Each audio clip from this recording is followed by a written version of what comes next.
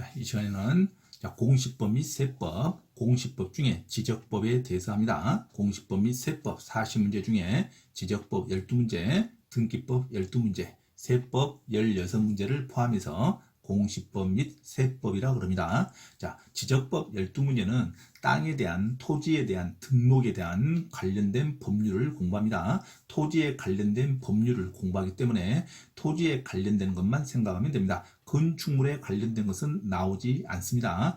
토지에 관련되는 지적 공부에 대해서 공부하는 것이 지적법입니다. 자, 지적법은 반드시 반복해서 10문제 이상 맞출 수 있도록 반복해서 암기하시면 됩니다. 자, 지적법은 말 그대로 지목을 먼저 공부합니다. 지적법의 가장 중요한 지목이죠. 토지의 용도에 따라서 법에 의해서 그 용도를 지정하는 것을 지목이라고 합니다. 자, 지목이란 토지의 주된 용도에 따라서 토지의 종류를 구분하는 걸 말합니다. 그리고 그 종류를 지적 공부에 등록하는 것을 지목이라고 합니다. 지목은 토지의 주된 용도, 활용하고 있는 용도에 따라서 구분하는 것이지 토지의 형상에 따라서 구분한다 하면 안 됩니다. 토지의 모양이나 성질에 따라서 구분하는 게 아니라 토지를 사용하고 있는 용도에 따라서 구분하는 것이 지목입니다. 지목이란 토지의 주된 용도로 가야 됩니다. 주된 용도로 가야 되지 토지의 주된 형상이라고 나오면 안 돼요. 형상, 모양으로 구분하는 게 아니라 주된 용도로 구분하는 것을 지목이라고 합니다. 그리고 지적 공부에 등록하는 것을 말합니다. 그래서 한 필지가 2개 이상 용도로 활용되고 있는 경우에는 주된 용도에 따라서 지목을 설정합니다. 주된 용도로 설정한다. 필지마다 하나의 지목으로 설정해야 됩니다. 하나의 필지, 소유권의 단위죠. 하나의 필지에 쓰는 용도가 2개 이상 있더라도 반드시 지목은 하나로 정해야 됩니다. 하나의 지목을 설정하는데 그 하나의 지목이 주된 용도로 사용하고 있는 것을 지목으로 설정하는 겁니다. 하나의 지목, 주된 용도로 따라서 종류를 정하는 것을 지목이라고 합니다. 자, 지목을 지적도나 임야도에 등록하는 때는 부호로 표기할 수 있습니다. 부호로 표기하여야 한다.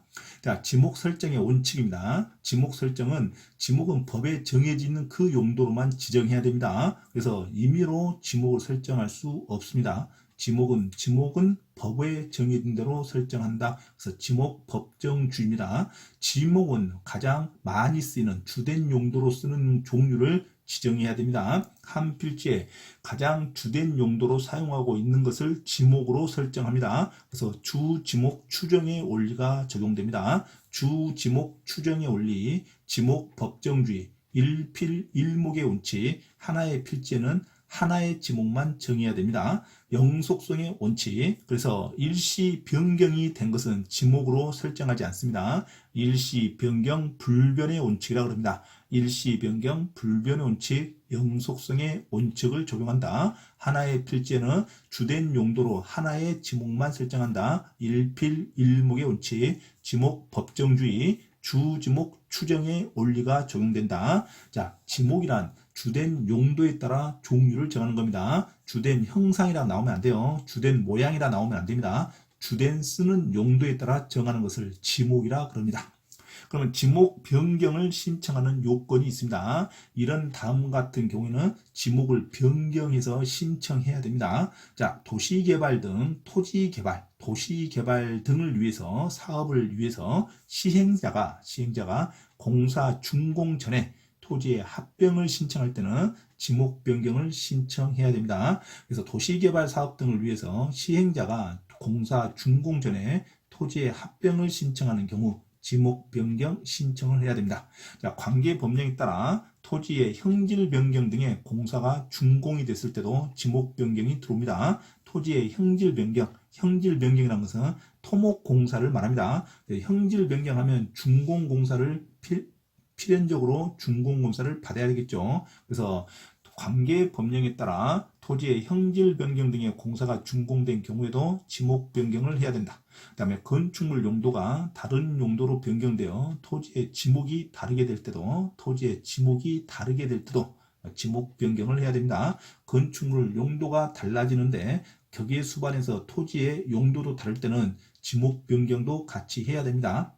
자, 한 필지 일부의 형질 변경으로 용도가 다르게 분할되어서 분할 신청을 하는 때에도 지목 변경 신청서를 함께 제출해야 됩니다. 한 필지 일부가 형질 변경 등으로 용도가 다르게 되어 분할을 신청하는 경우에도 지목 변경 신청서를 함께 제출해야 됩니다. 토지의 한 필지가 형질 변경되면 그 필지만 다른 용도로 사용한다는 말이죠. 한 필지의 형질 변경으로 용도가 다르게 되어 그것만 분할 신청했을 때는 반드시 지목 변경 신청서도 함께 제출해야 됩니다. 시험에 자주 나오는 문장이니까 반드시 숙지해야 됩니다. 자, 한 필지의 일부가 형질 변경 등으로 용도가 다르게 되면 그 한 필지를 분할 신청해야겠죠. 그 분할 신청할 때 무엇도 같이 신청서를 제출한다. 지목 변경 신청서도 함께 제출해야 됩니다. 지적 소관청은 토지가 일시적 또는 임시적 용도로 사용되는 경우에는 일시적, 임시적 용도로 사용한다는 것은 원상 회복이 가능하다는 말이죠. 일시적, 임시적 용도로 사용하는 경우에는 토지 소유자의 신청이 있는 경우에도 지목을 변경하지 않습니다. 토지 소관청은, 지적 소관청은 토지가 일시적, 임시적 용도로 사용하는 경우에는 토지 소유자가 지목을 변경을 신청하더라도 지목 변경을 하지 않는다로 가야 됩니다. 자, 일시 변경 불변의 원칙이죠. 그래서 원상 회복이 가능한 일시적, 임시적으로 쓰고 있는 용도는 지목 변경을 하지 않습니다. 자, 반드시 숙지하여야 됩니다. 자, 지목은 법으로 정해지는 그 용도로만 지정을 해야 되죠. 법정 지목 법정주의가 적용됩니다. 그래서 지적법에 지목의 종류는 28개로 지정이 되어 있습니다. 그래서 모든 토지는 이 28개 안에 있는 지목으로 적어야 됩니다. 자, 지목 법정주의죠. 지적법에 있는 이 지목 28개는 반드시 숙지하고 있어야 됩니다. 자, 28개의 지목 중에 첫 번째는 전, 두 번째 답, 그 다음에 과수원, 목장용지, 임야, 광천지, 염전, 대지, 공장용지, 학교용지, 주차장, 주유소 용지, 창고 용지, 도로, 철도 용지, 제방, 하천, 국어, 유지, 양어장, 수도 용지, 공원, 체육 용지, 유원지, 종교 용지, 사적지, 묘지, 그 다음에 작종지가 있습니다. 여기까지 28개의 지목을 반드시 숙지하고 있어야 됩니다. 자, 그 중에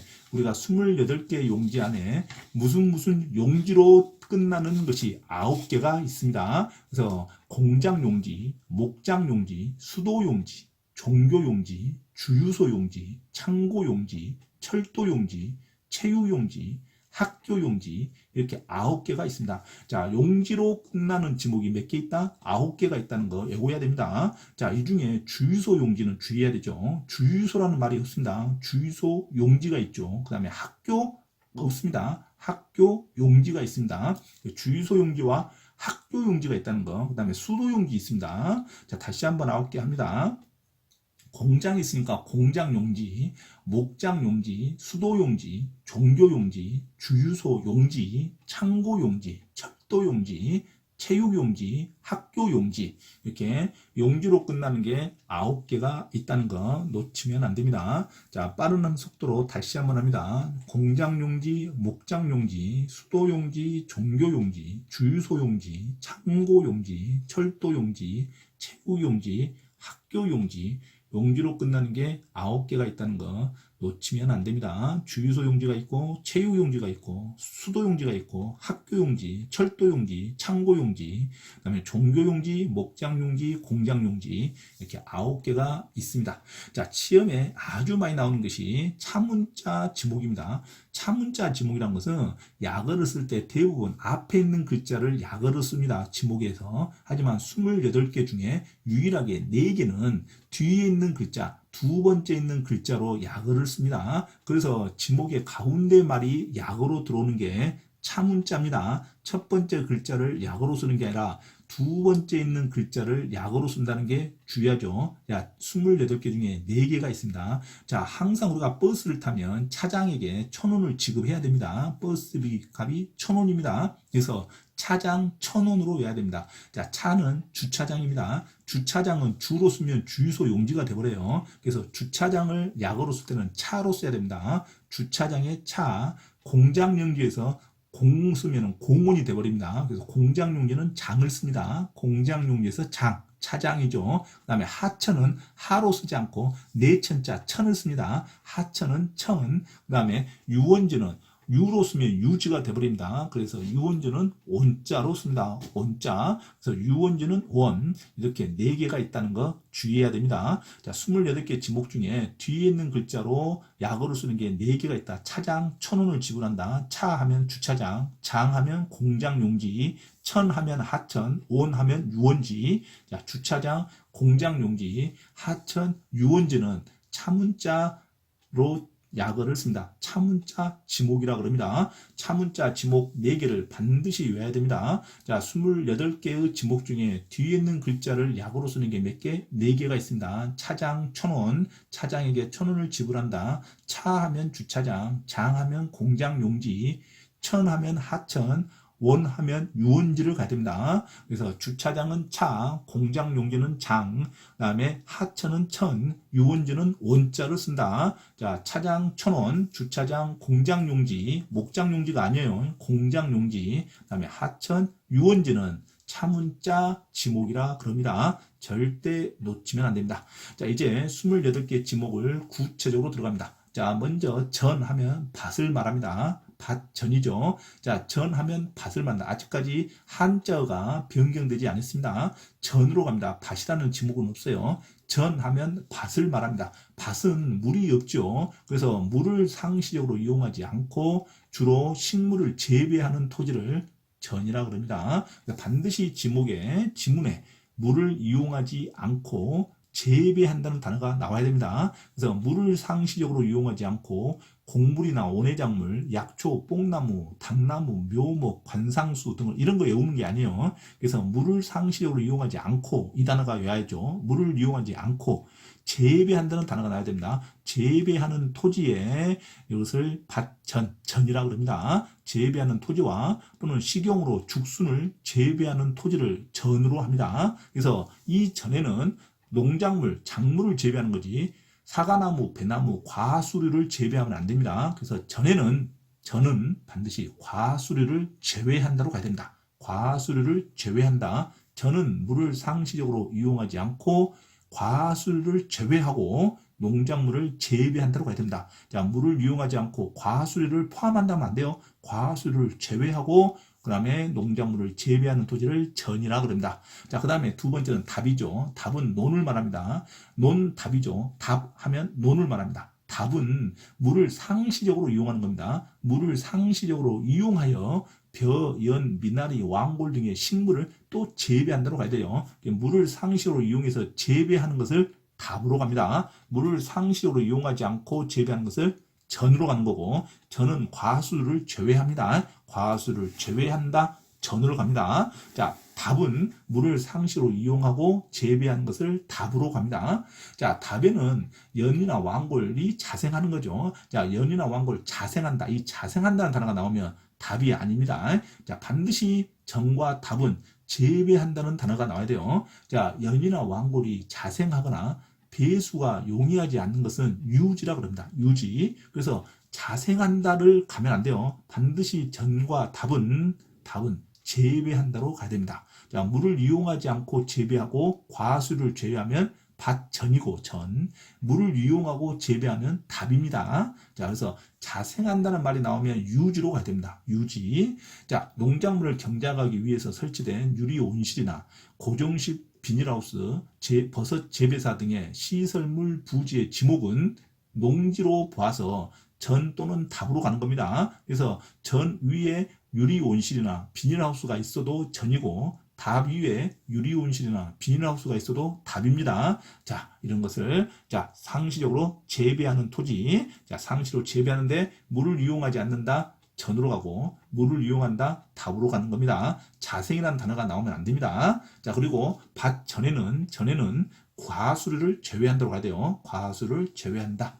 자, 근데 별도로 콩나물 재배지는 잡종지로 갑니다. 콩나물은 농지에서 재배하는 게 아니라 아무 데서나 재배가 됩니다. 물만 주면. 그래서 콩나물 재배지는 잡종지로 갑니다. 콩나물 재배지는 잡종지로 간다는 거 주의하시고, 자, 세 번째 과수원입니다. 과수원은 과수류죠. 사과, 배, 밤, 호도, 귤나무 이 과수류를 집단적으로 재배한다. 과수류를 집단적으로 재배하는 것을 과수원이라고 합니다. 그래서 이 과수류를 집단적으로 재배하는 토지와 이에 부속된 창고라든가 부속 시설물의 부지를 과수원이라고 합니다. 근데 반드시 과수원 안에 주거용 건축물이 있는 토지는 별도로 대지로 갑니다. 주거용 건축물이 있으면 대지로 별도로 분리해서 대지로 봅니다.